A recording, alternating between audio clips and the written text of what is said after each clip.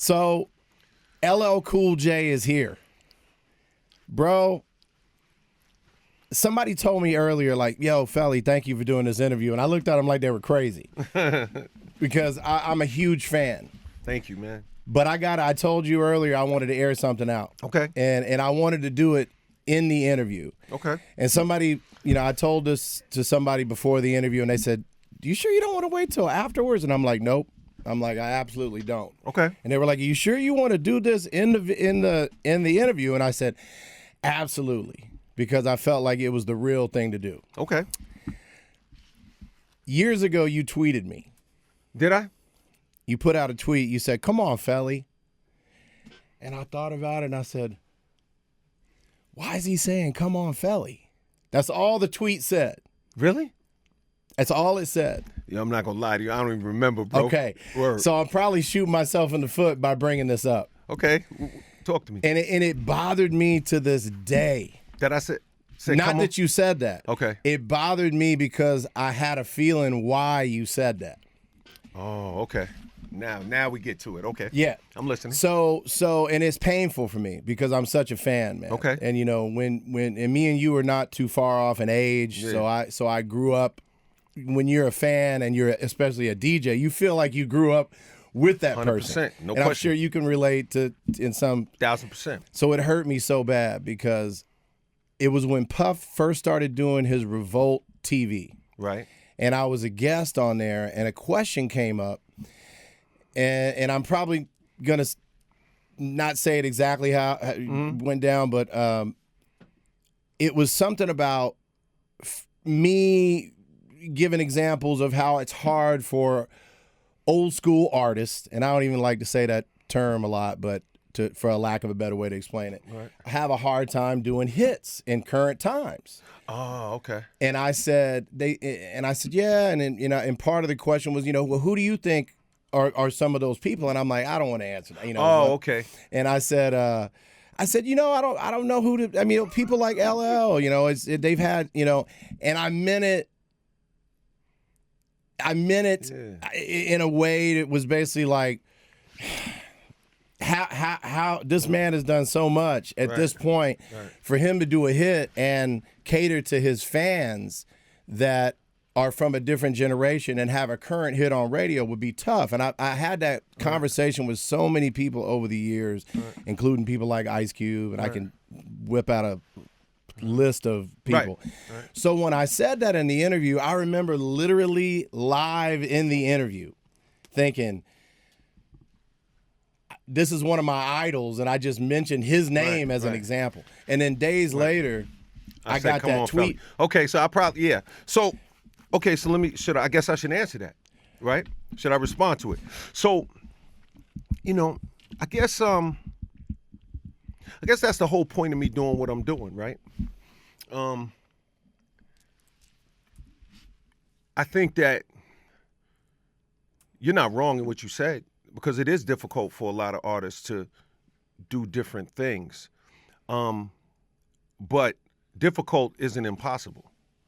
You know what I'm saying? Absolutely. So like, friction is something that happens in life and careers in general, right? Friction, it makes easy things seem difficult, and it makes difficult things seem impossible. And a lot of times people are uncomfortable with friction. You see what I'm saying? Because they want everything to be easy, but that's not how it works, because friction gets introduced into the situation. So, like my new record, right, that I did with Q-Tip, the whole goal of the record is to prove that comment wrong. Not wrong, but to transcend that idea. That's a better way of saying it, right? I would say people out here right now, if they're betting, they would probably say, I know he can't make a hot album. A lot of them. Not everybody. But we're talking about a specific type of thinking. I wasn't talking about hot album. No, we're talking about radio. Yes. Yeah. I know what you're saying. Yeah. I think it could be done. I do too. But I think that the problem. It doesn't mean that I hated that I said that. No. What I think though is that The problem comes when artists start chasing. So they start trying to please fans that well, they think are their fans, no. and they're They not their fan. They try to do things out of their element. And what they do is, what I've been guilty of at times, or what can happen is you start chasing an idea of the sound that's on the radio as opposed to just making art and letting things unfold from there. You know what I'm saying? Yes. So that's the question, right? Like the question is, whatever, if I was a basketball player, you know what I'm saying? And mind you, this is different from sports because, see, in sports, physically, you might get older, you might lose a step, and because of that, you're no longer able to perform at a high level. Art is intellectual. Art is not sports. Right. So hip hop is not sports. In essence, you're saying you should be able to do that. I should be able to elevate and heighten what I do and take it to another level, right? Right. So the question becomes right now, with all the bets on the table and with the whole world watching, it's like, can LL deliver on a record that is impactful? Because that's what you're talking about. You're talking about something that transcends the day one fans and just becomes impactful in general. Right. And we're about to find out. I guess we're gonna have to answer that question. Right. That question is gonna be answered. You know what I'm saying? And so I say that to say this. You're not wrong in that assessment. I don't think it's anything foul about it. I probably didn't love to hear it. You know what I'm saying? But it's not the worst assessment. Well, it was for me. Nah, I don't feel like that. It was because and you said, I saw you in an interview a while back and you made a comment. You said, think about what you say before you say it. Oh, yeah. And, granted, this was some years ago. I can try to use that as an excuse, but even some years ago, I was still a grown-ass man. Yeah. So I can't, Fel, let me tell you something, man. Like people got to understand something about LL Cool J, man. Like, and I'm going to speak about myself in the third person for a second. Like, yo, you're gonna be like John Morant. I'm gonna go there. With the third person. With the third person shit. Ja this and Ja that. When Ja gets on the court. When Ja get on it, you know what I mean? When Ja goes to the paint. So like, I've been doing this. I've been rhyming and I've been a fan of hip hop and rhyme like since I was 9 years old. I started writing when I was 11 or 12. We started Def Jam when I was before E-Love, before the Farmers Crew. 100%. We started Def Jam when I was 16. Okay. 298 Elizabeth Street. Well, before that, okay. The dorm room. When Rick was in the dorm room. No. Rick was in the dorm room, bro. Gotcha. Like before there was even an office. Okay. Right. Russell had an office. Elizabeth Street was later. Yes.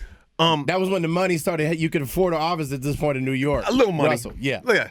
So I say that to say this. This is what I do. Like, I really have been in this position a million times before. And delivered and I love the idea. And I just want to remind people that, I took off, a long time from making records, over a decade. I took off 30 years from doing arena tours. And it's still a conversation. So that should tell you something, because like if we still having these conversations, then that should tell people who they dealing with. Right. So right. You know what I mean? Like who does that? Right? So my job is to prove that my love for the game is real and show people how much I love it. That's all I want to do. Listen. You know what I'm saying? You want to get you can come to the show. You can get your mama tickets for the show. You can get for the show, tickets to the show. Auntie, you could my job is to give people an incredible, amazing hip hop experience. That's what I was put on earth to do. It's pretty obvious. You know what I'm saying? So that's what I want to do. So the things you're saying to me, they inspire me. It just makes me want to just show people what's possible. You know what I mean? Well, it didn't inspire me. It made me feel horrible. Nah, I don't feel like that. And I ran into you, actually, the last time we saw each other was at South by Southwest. Literally, we ran into each other in the street, and I was with some of my buddies, and they're like, Fel, L, we got to get a pic. And I'm like, in my mind. Fel, let me tell you something, man. Listen to me. And I did, Fel, though. Listen to me. There's, I don't feel no type of way about that kind of stuff. And I appreciate that. And Fel, I don't get, see, what people don't understand about me, And this is whether I have a controversy with artists, whether I'm cracking jokes, I don't get butthurt about none of this stuff. I'm just having fun.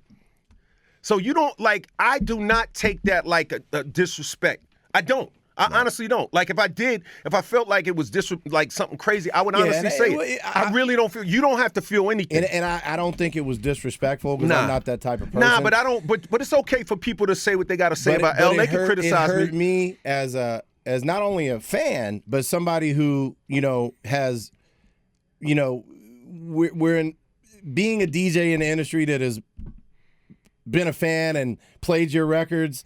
And we've had interviews. It bothered me. So let me just say this last thing. My job now is to make it so you don't even have to think those thoughts. My job is to make sure you never have to say that again. That's right. Right? That's my job. That's right. That's what I owe you. And no. So and, you know what I mean? And I want to take this conversation a little bit more in that direction because I've had this conversation with so many people over the years because, God, thank God, I've had longevity in radio. I've been breaking records on Power for how long, Sonny D? 23 years? I'm dating myself hard now. Pause. And I feel real blessed, and I have longevity. And it's funny because it's ironic because I use you as an example when I'm in interviews and I've gone, to other cities and they're like, Fel, how being in LA, how you've been doing it so long, you still look young, you still this, man, it's crazy. And I tell them, I said, longevity, I'm proud of that because, I've never been about the now. Other than I live in the now, but I've never been about the now when it comes to money or opportunities. And I always use you as an example. I put it on everything. I say, look at LL Cool J. He's probably the longest running, and I use the term ironic because ironically I used you in another example. That's why I felt so bad because I couldn't have been more wrong.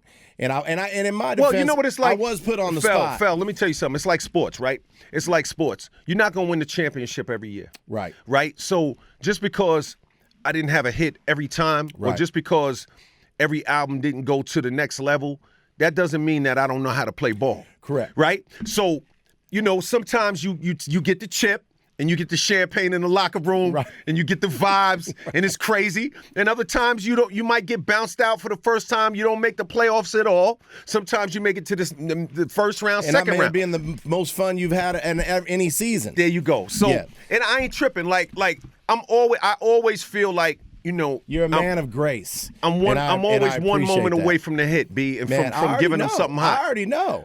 And I promise you. So I've had this conversation with artists, with DJs, and here's the thing.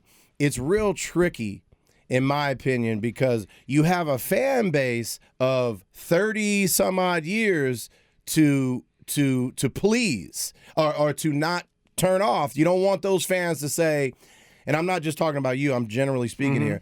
You don't want those fans to be like, what the hell is LL? That's not the LL I know. That's right. But then you want to give current, in this case, outlets that can play, music, the opportunity to have something to choose from that works in their realm, right? And that's very difficult. So let me tell you how it works. So the way that's done is just being true to the art.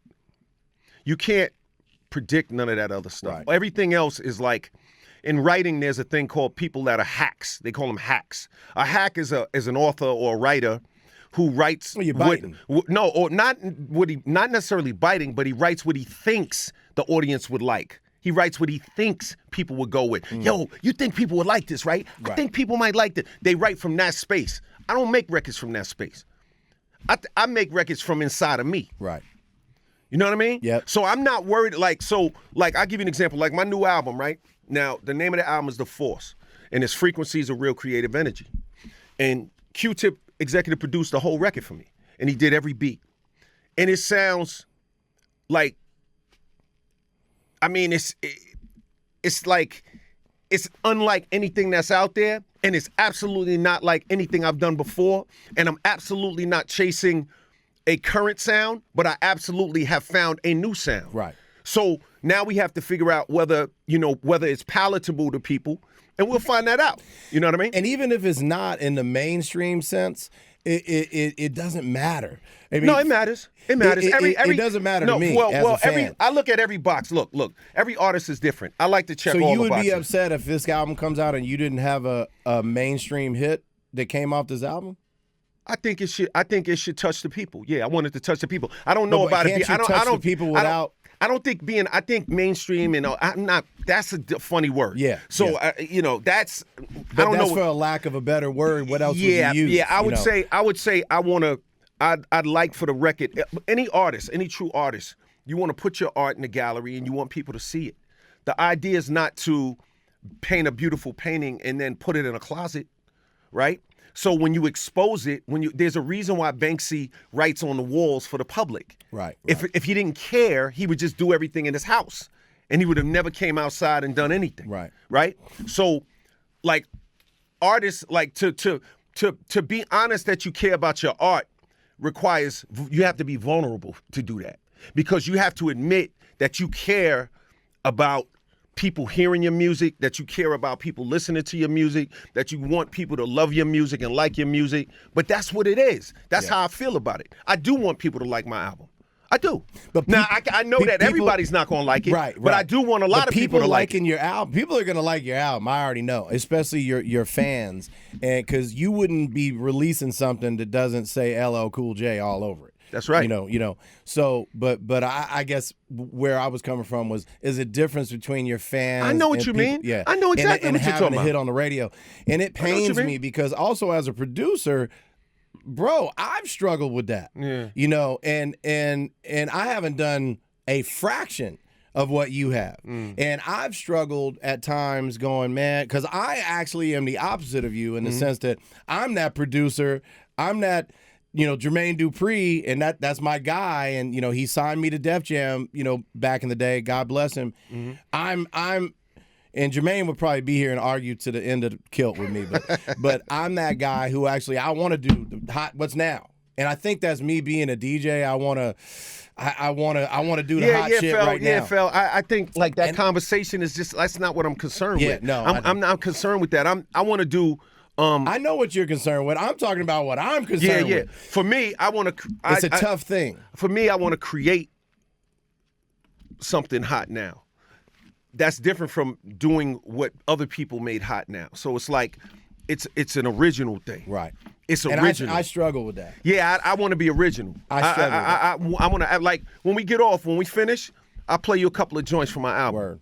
And let you see what I'm saying. And the reason I say I struggle with that is because, still out there DJing in clubs and playing current music on the air, as a producer and as a DJ, you want to have something, in my position anyway, the way I feel. I always want to have something that's up to date and fresh. And don't get me wrong, there's another side of me that says, I just want to do, and I do. Can I help you, Felli? I do these beats, and nobody ever hears them. Can I help you with something? Absolutely. So you can be true to yourself and make something that's up to date and fresh. I do it all the time. What I'm saying is like, but they can hear it. Right. What I'm trying to tell you is that the idea that you can't do an up to date, fresh thing, and like the world like it now, and you're not following. That's not a foreign idea. That's real. Right. You just got to do what you do. You know what I'm saying? You got to it's an insecurity for sure. I've tried to get over it, and it's tough. It's something that I struggle with. Right. Which I don't want to have to pay you for a session, so I want to move on to some other things. Nah, come lay on the couch, bro. I got you. Right? No, I'm fucking with you. Shit. Okay. All right. So let's take it back in the day. Okay. I think I was in 10th grade. Okay. I was living in Atlanta, and it was ironic because that summer my family moved to Los Angeles. Okay. And the song came out, I think it was, if I'm not mistaken, it was 1986. Right. And it was a song called Going Back to Cali, LL Cool J. Right. And I'm hearing this song, And I was always, and still am to this day, into cars. So I always had the system. And I remember when that song came out, I'm like, ooh, he got the 808 in here, you know. And it became my favorite song, like almost immediately. Thank you. And again, ironically, I was moving to Los Angeles. And I always had a question. And when you would, and I wondered it back then, and I wondered it now. I wondered it when Biggie and Puff flipped it, and you know, when you said, I don't think so. Right.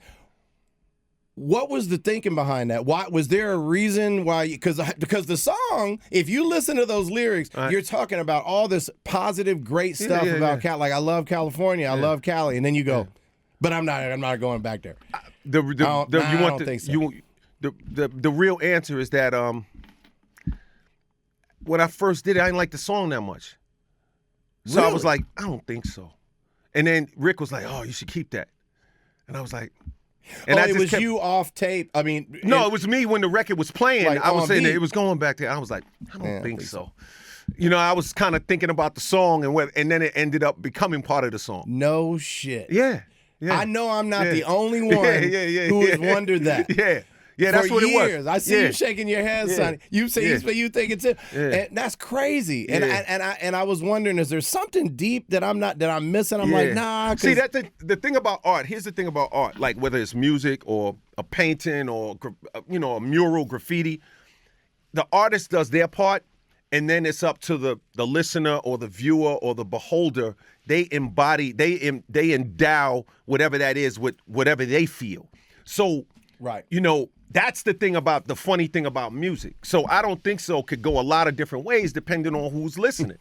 You know what I'm saying? Yeah. For me, it was just like, I don't think so. But I was thinking more about, I don't know if I like the record. Like, I'm not sure. And it just flowed. Because it was avant-garde. It was different at the time. And for me, I was just like, I was coming off of like Jack the Ripper and all these types of records. And it was a different thing. But then as I got into it, I ended up keeping it and liking the song, and it became something special. You know what I'm saying? So that's what it was. So it was that simple. Yeah. My favorite song in that, my favorite line in that song was, it's fly because it's sitting on Dayton's. No doubt. And the crazy thing is, I didn't know what Dayton's were back then. I do now. I have a 64 sitting on Dayton's. Shout to my elite car club family. What up to DJ Pooh, Bobcat? You know what I'm saying? Yeah, because you know, at that time, you know, my whole second album. Because did New York know about Dayton's? No, but my whole second album, when I did I'm Bad and I did I Need Love and all those records, I did that with all West Coast producers. So I was out in Cali, like I remember. You know, so I did it with LA Posse with Bobcat and DJ Pooh. So that's how you knew. Daryl and Dwayne. So I knew, you know, and Bob, you know, I used to be all down in the hood, running around, you know what I'm saying? What are these rims? No doubt. So I've seen the Daytons and everything. Are you into cars? A Did little you bit. ever get into? Not classic cars like that. Okay. I like them. Yeah, I like them. You didn't get your Jay Leno on. Nah, I follow the pages and all that, but I didn't really collect them like that. Not classic cars. You know what I'm saying? Yeah. By the way, for years we shared the same travel agent. Who? I remember when that happened, Sheila. Oh, yeah. And I remember when that shit happened on Revolt, and I'm telling you, man, I felt so bad. I was like, Sheila, I got to get a hold of L. And I probably didn't try as hard as I could have because I think I was nervous. Nah, I was like, don't worry about it. But yeah, man, Sheila's my girl to this day. Shout out to Sheila, Shout out Miss Hudson. Yeah. How did you feel back in the day? So you're LL Cool J at this point. In 1986, you were already a superstar. And this cat comes out by the name of Rakim. Mm-hmm. And I want to ask you this question because it's interesting for me to hear the point of view coming from you. Mm-hmm. Because in 1986, I'm following hip hop. I'm old enough to remember when there was no hip hop. Right. And so when Rakim came out, I was like, holy shit. He shit on everybody. Okay. Right? And I remember hearing him going, yo, this is a whole nother level. Whole nother level. Matter of fact, I'll tell you, I didn't hear anybody impress me from a lyrical standpoint like Rakim until the DOC came out in 1989. Okay. So when you heard Rakim, as an MC who's already a star at that point, did you feel kind of like I felt as a fan? when you heard Rakim? Definitely not. No? No shit. Wow. I wasn't expecting that answer. Nah. What did you think? I mean, We're talking the Paid in Full album. I mean, you want to be the honest answer is I think my career speaks for itself. You know what I think. You saw what happened. I mean, listen, I love Ra. He's amazing. He's dope. He's brilliant. He's a lyricist. That's my man, actually. He's on my tour. Of course. You know what I'm saying? He is absolutely, as a matter of fact, at that time, you know what I felt? I said, yo, Ra, let's go on tour. I remember I took Rakim on his first tour. On the Walking with a Panther, we went out. Right. He was crushing Which, by the way, is one of the most slept-on albums ever. Yo, One Shot at Love, that was my shit. Thank you. That was my shit. Rakim was killing it. So, but in terms of like my career and what I was doing, no, you like that's like really? No, that's like Hold on, I want you to look me in my eyes. Okay, that's like that's crazy. I wasn't expecting that. That's like asking, you know, like LeBron and Jordan and Steph Curry and like how we playing ball. You know, pick your poison, baby. By the way, you were at Warriors Kings game. Definitely. Who's gonna win this Warriors Lakers? I mean, I don't know, B. Who's gonna win it all? Are you a Knicks fan? Man, I love New York. Every Knicks fan gives me this shot. Well, you know, the Knicks. I love, it's true though. I mean, the Knicks, you know, like shout out to my man Pat Hewen. He disappointed me one year and just took me out, man. But anyway, like I was saying, look, I love Ra. You know what I'm saying? And I was just pumping his records in the car and just keeping it moving. So you were like, yo, these records are dope. 100%. But you weren't like, this dude is. No. I love it. Come on, B. Like, I'm so glad I got to ask you that question. Nah, man. That's really funny. I love it. I love that, though. I love the genuine laugh, though. It's coming from a real funny place. Nah, man. Listen, you gotta look. If you gonna do your thing in any game, you gotta think you're the best. It ain't about no. I want to make sure you understand that I wasn't saying. Fel, I don't take it no type of way. It's not about thinking you're the best. Right. You have to be confident in what you do. But that's not what I meant. All I'm saying is, did you not hear this guy and feel like most of us felt like this dude is on another level?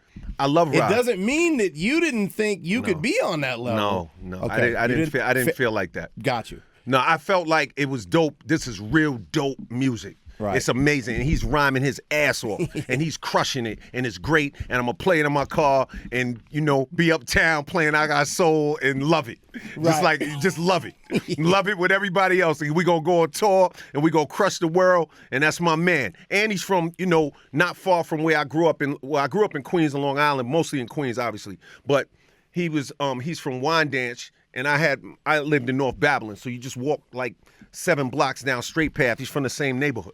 So it's like, it was just, it was all good. It was all good, man. Listen, it was all good with Rakim, Public Enemy, Big Daddy Kane, like any name you could put out there. Like, I've always loved and embraced new artists when they're dope, because to really be an artist, you have to respect other artists and be inspired by the art and just let it be that. I feel like you're about to start laughing again. Nah. Because I'm still thinking about how hard you laughed right now. That's amazing. So that question was crazy. Like, yo. When you heard him, you were like, yeah, I'm still the GOAT. And I segue. It's a nasty segue. I didn't even have that thought, bro. It's just like GOAT. It's great music. Keep it moving. So, how did you you came up with the term GOAT? Right. Was it one of those things where you said greatest of all time, and you're like, how does that spell out? Or did you say, I want to make the word GOAT into something that's crazy? I'll tell you exactly how I came. So obviously Muhammad Ali was saying greatest. If everybody who doesn't know has been under a rock, this man started the term GOAT that is now used in sports and all around the world, greatest of all time. So Muhammad Ali always called himself the greatest of all time. And there was a street baller in New York. His name was Earl Manigault, but they called him GOAT. So he was a street baller, but he was nasty. He could, take quarters off the top of the backboard, like nasty. And so I took greatest of all time in the word GOAT, and I turned it into an acronym. I took the street baller and Muhammad Ali and just made it an acronym and said I'm the GOAT. And that's how, and you know, Not, that's when not I made knowing that in album. a million years at that point that it was going to turn into what it turned At into. all. I had no And idea. you named the album. GOAT. Yeah, it's yeah. GOAT, featuring James Todd Smith, the greatest of all time. Yeah, no question. I just, you know, and that's just inspiration, right? Like, that's just art. You don't know what it's going to do. I didn't know it was going to become, like, conversation and fodder for the whole world on different. I didn't know it was going to become part of the lexicon and it means greatness for everybody. But I'm glad I did it, because now whenever I see somebody referred to in that way, I could just kind of say, that's something, you know, I did that. And that's a kind of an amazing thing to be able to contribute to society, even for people that don't know I did it. So it doesn't matter. Like, we could be sitting right now, I could be sitting with a little kid and they might be like, oh yeah, that basketball player, oh, that's the GOAT. And I'll just be Did like, everybody in this room know he's responsible for GOAT? Did you know what I mean? Dej? Okay. So good. so I'm just, I mean, it's amazing, man. Like, who knew, right? You know, like how Nipsey Hussle, right? Who knew? You know what I mean? Like, who knew, B? Rest in you know paradise, Nip. Rest in power, for sure. Speaking of words and saying things that people end up, you know, it resonates with them. One of the things that to this day, when I meet somebody named Yvette, the first thing I say is, "Dear Yvette," and most people are like, you know, what's that mean? Well, if they're my age, they're like, "Oh yeah, that's what I do." But everyone's a lot of people are like, "What does that mean?" I have to school them. Yeah. Another one of my favorite songs. Yeah, that was fun. That was fun. Speaking of the roots and you guys being on tour, right? And I want to get more into that. Finding your roots. Oh yeah. I'm a fan of PBS. Yeah. And I grew up with a mom who's an educator, so she, you know, PBS was on a lot in my house. Right. And to this day, and I have, you know, my girl is a huge PBS fan. Mm-hmm. And one day she was flipping, and I see your face, and I'm like, why is LL Cool J on PBS? I'm like, go back. And we watched the Finding My Roots with LL Cool J, and I found it.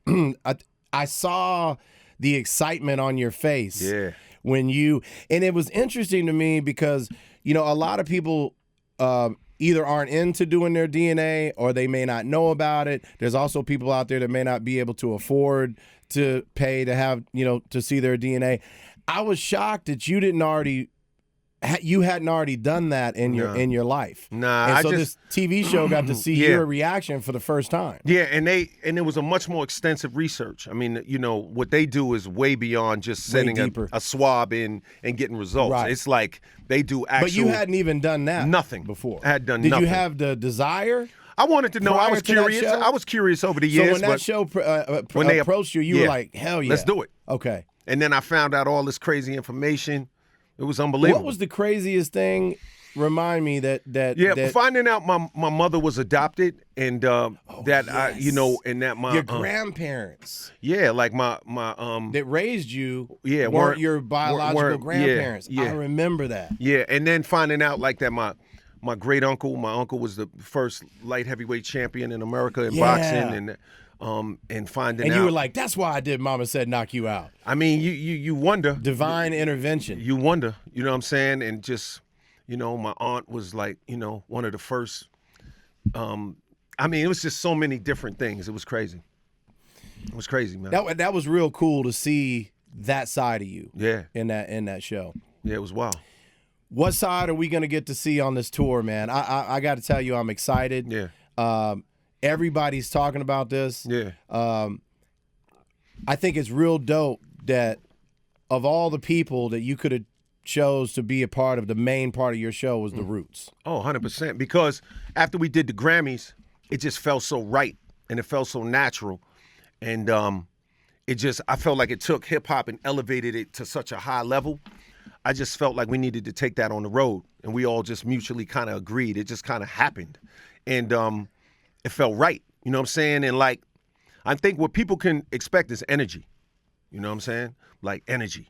And, you know, it's going to be, you know, it's going to be a big party, but it's going to be a lot of energy. Why 30 years since you got on stage and gave this energy? Why did you wait so long? Because I know you've performed. Oh, yeah. But you just haven't done. Yeah, I did tours. I've done some smaller tours. I did Kings of the Mic in 2013. It wasn't smaller, but it was a smaller building. That was the last tour? Yeah, that's the last tour. But that was the last tour. That's not the last arena tour. My last arena tour was, like I said, been like 30 years. You know what I mean?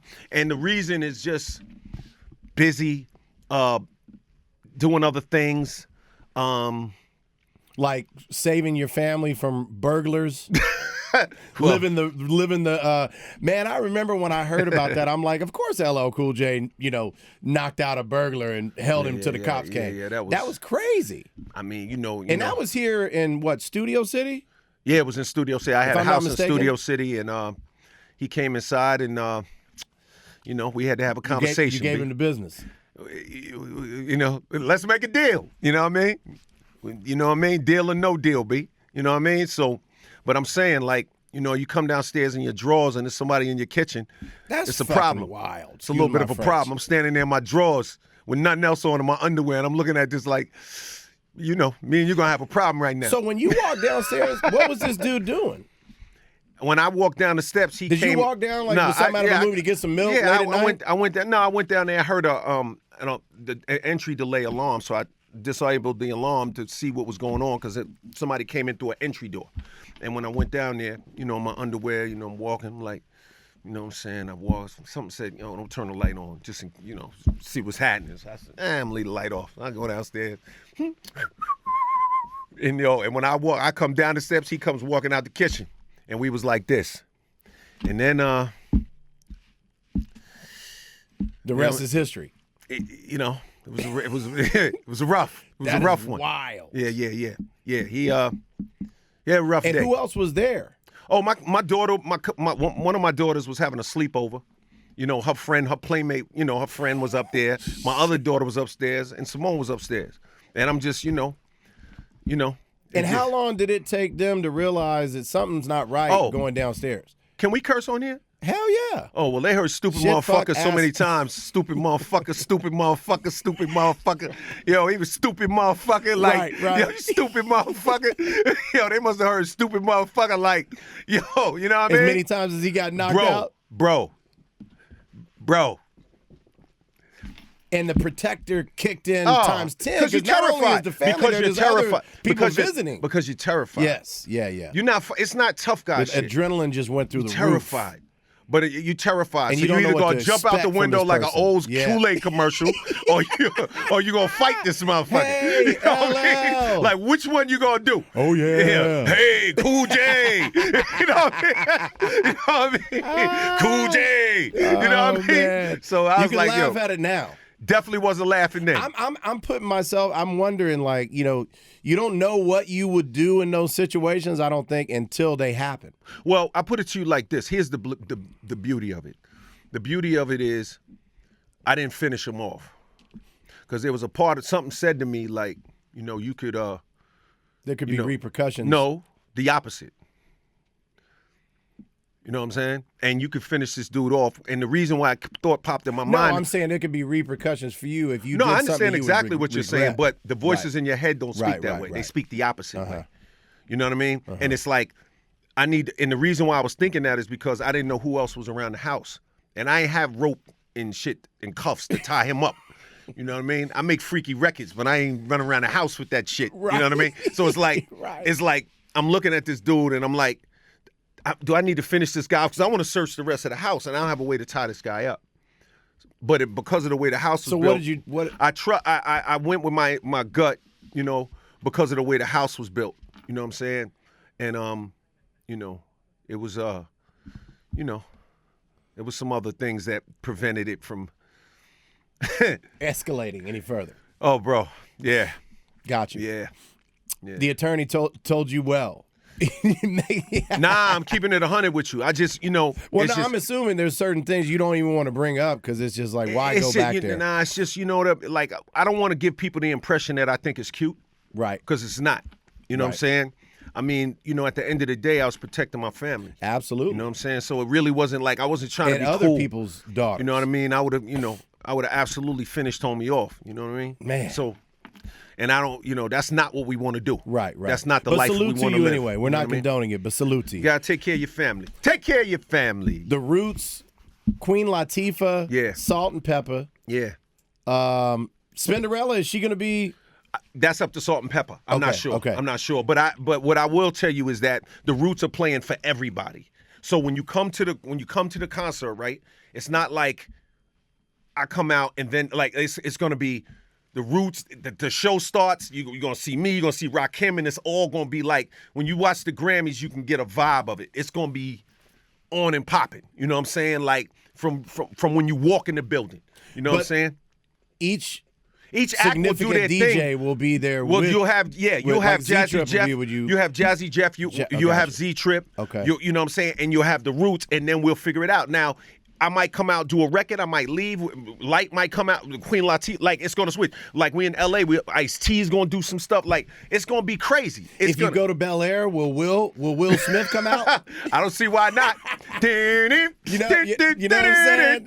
I don't see why not. Girls of the world ain't nothing but trouble. I love Will. Shout out to Will. What up, baby? You know what I'm saying? And so I'm assuming there's a possibility there could be surprises like that. There's definitely going to be surprises. Promoting this, I've heard you talk about, and I've been thinking about, okay, who would be a surprise with? It's going to be crazy. Bone Thugs. Who would be a surprise with? People just Goodie Mob. Look, just trust your man. Like, I'm ready. This is the show. Like, and it's a few audiences, right? Because we had this conversation earlier. For the day one fans, you're gonna know every song. It's gonna be crazy. For the fans that are a little newer to the game, it'll be like when you watch the Grammys and you saw us do our thing. You're gonna be introduced to some new things. You may walk away as a Rakim fan. You may walk away as a Black Thought fan. You may walk away as a Common fan or a Rick Ross fan, or you may walk away as a bigger fan. Yeah, a Juvenile, like a bigger fan, right?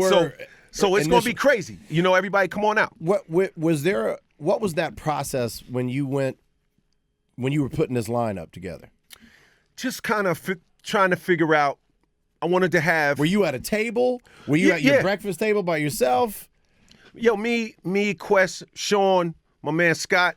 The Z Trip put his DJ input in. Yeah, we all just kind of talked about it and thought about, like, I just want to, what's going to be fun for the fans? What's going to be fun? What would I want to see?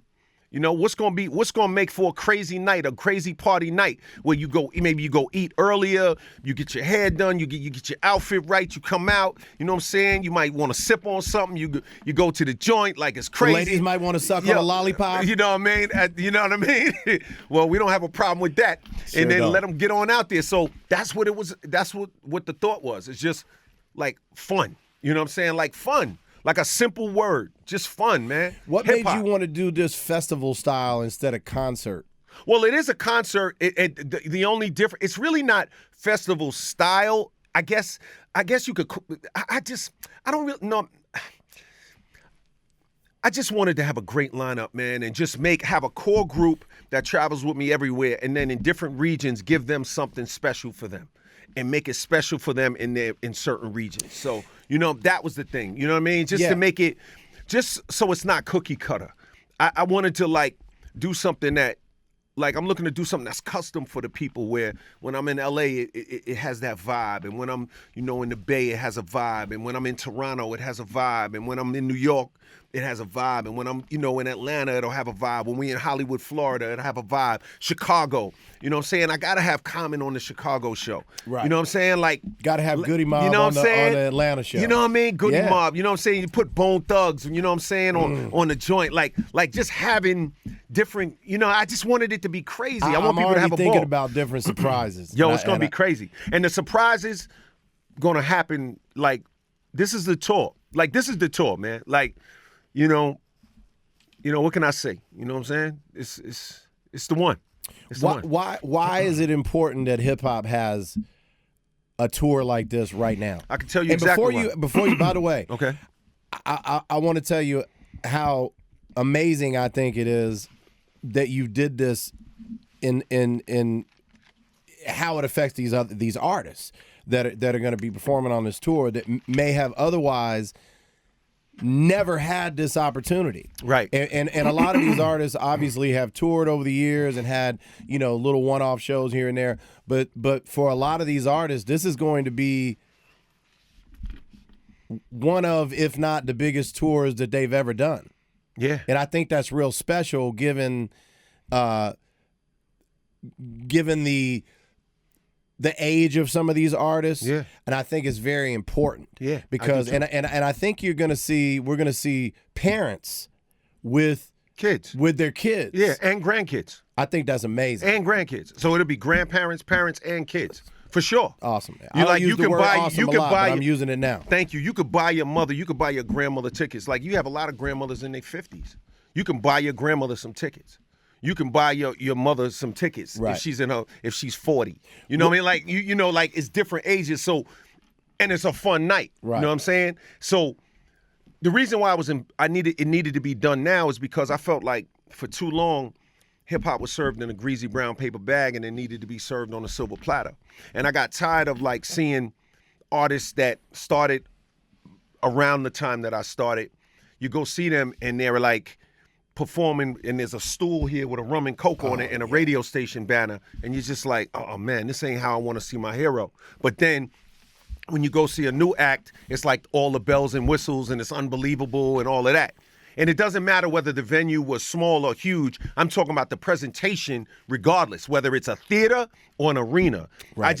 I just felt like the presentation wasn't right. So when They're people deserving of more than that. So when you 100%. come to a LL tour, you know, I'm the same dude that hosts the Grammys. When you come to my shit, this is the real shit. You're not coming to know, this is the real shit. Wear your best clothes. Right. This is the fly shit. You know what I mean? So that's the thinking. It's like, yo, I want to do this. And, you know, yes, I'm headlining, but it's not about me. Fel, it's about the culture. It's about lifting it up. How did when you approach some of these artists, and I'm assuming you actually called a lot of these them, people yes, when you a lot of you them. guys came up with the idea of some of these artists. What was some of the reactions that you got? I mean, I'm assuming it was excitement. Most of them were really excited. I didn't speak directly to every single artist, but right. the ones I did talk to, they was like, yo, let's get it. I'm there, man. Whatever you want to do. Like, you know, happy you asked. Let's get it. Like, excited. You know what I'm saying? Like, you know, I had an amazing conversation with Ra, amazing conversation with, like, quite a few people. You know what I'm saying? So, you know, talk to Salt. You know what I'm saying?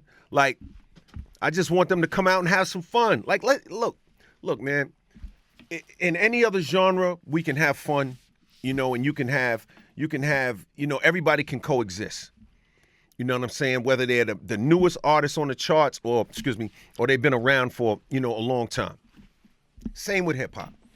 You know, I don't have to pretend to be 16 and I don't have to shy away from the fact that I have millions of real fans that love what I do. It's just a matter of just being true to who I am. You know what I'm saying? And just being honest about that and being mature as an artist in that way. And, you know, living it out through what I do. You know what I'm saying? I just want people to have a good time, man, and show them we could keep doing dope shit forever. I think those things that you're touching on are why, in my opinion, you've had the longevity that you've had.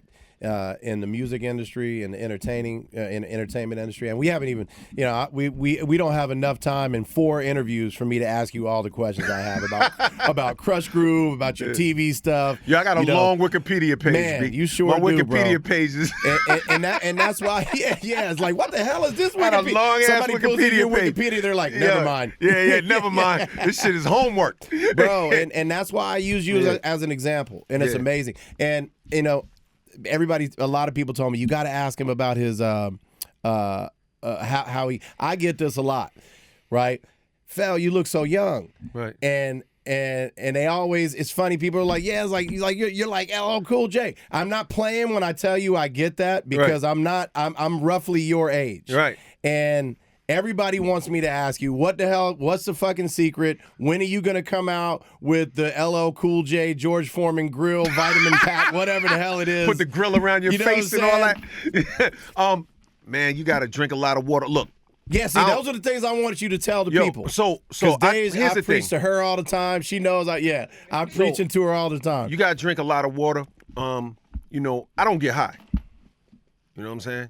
And you don't really drink. I hardly ever maybe drink. A glass of wine every now and then. Right. I drink occasionally, once every maybe 6 months. You've never really been a drinker. Or get high smoker like that. I've tried everything. So but there's I don't, a lot of people that may not hear crack, that. You know what I mean? Right. They try everything. God, they try crack and heroin. Right. You know what I mean? But, you know, I smoke some weed. You know So what I mean? that's what so the people out there that hear you, whether it be somebody like Snoop or Lil Wayne or Willie Nelson, that says, man, why would he put getting high in a bad stigma? Like, why would that affect? Some people say the opposite. It can keep you looking younger. It's about what serves your body and your makeup and what serves your life. You know, like I can't tell somebody not to do something. Like I'm not anti-weed. Like I don't roll up. I mean, we made Mama Said Knock You Out. The whole Smalley had that shit. The shit was so smoked out in there. Like it was crazy. I just don't smoke. Right. Gotcha. But yeah, like I don't judge other people. Like whatever. Like it's all good. I'm just telling you, if you want to know the honest truth, is that I don't be getting high like that and drinking and all that. Like I just don't live that way. You try to put good things into your body. I just don't live that way. Like I really don't like my brain being off the rails. Like I like to have some breaks on my shit. You know what I'm saying? Speaking of breaks, you get your sleep, because I always tell people you gotta get your sleep. I try to get some rest. What's the average sleep you get every night? Because you're nonstop. But I try to get 6 to 8. Okay. Yeah, I try to get 6 to 8. 6 is like I'm not happy with 6. I need sleep. Yeah, I'm a dude that likes to sleep. Same. And I'm gonna keep it real with you. I take naps, B. You know what I'm saying? I can't nap. I naps. Wake up with a headache. I absolutely take a nap. Okay. I need me a little 30, 40 minutes to just like it's like plugging your phone in and all that. Just don't say nothing to me. Right. Plus, I'm a big believer in, I like to take a nap and imagine all the great shit I'm gonna be doing. And drift off with that and then wake back up and make that real. You know what I'm saying? So that's what I do too. You know what I'm saying? September 3rd, Los Angeles. Yeah, the Kia Forum. Yep. That's my birthday. Oh, shit. Happy birthday. Yeah. So you have a Virgo concert in Los Angeles. When I saw the date, I was like, yo, I got to go to this. You got to go, man. That's crazy. It's crazy. So Rock the Bells, September 3rd, here in Los Angeles. Well, it's the 4th. So and I'm glad you said that. So Rock the Bells, it's not on the 3rd. No. Let me explain. The Rock the Bells Festival is in New York. That's August 5th, and that's the Rock the Bells Festival. The Force. The Force. I don't know why I said the Rock tour. the Bells. Yeah. I'm sorry. Well, it's Rock the Bells Presents, but it's the Force. Rock the Bells presents the Force live. Yeah. September 3rd. Yep. The Kia Forum, baby. You scared me. I was like, I've been wrong about this damn date all this time. Nah, you're right. You're 100% right. That's going to be an amazing night. It's going to be a lot of fun, a lot of surprises, a lot of hip hop. You know what I'm saying? You're going to have the turntables, crazy, the Roots. Shout out to the homie Z-Trip. That's my boy. Z-Trip. What's up, Z? Going to be rocking Jazzy Jeff, Oof. Rakim.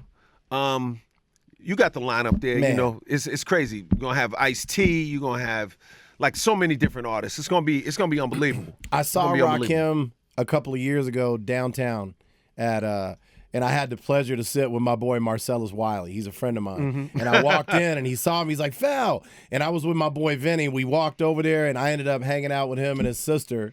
And we said we knew every word to every Rakim song. So I'm excited to see him on this stage with the Roots, because we didn't get that. Nah, it's gonna be crazy. Eric B was with him though. Yeah. And they had their things over the years. So to see him and shout out to Eric together, B as well. Man, I'm excited about this.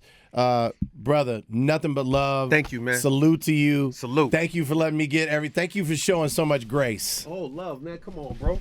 Love, baby. Love, man. No doubt. Love. Hello, Cool J, Felli Fel out.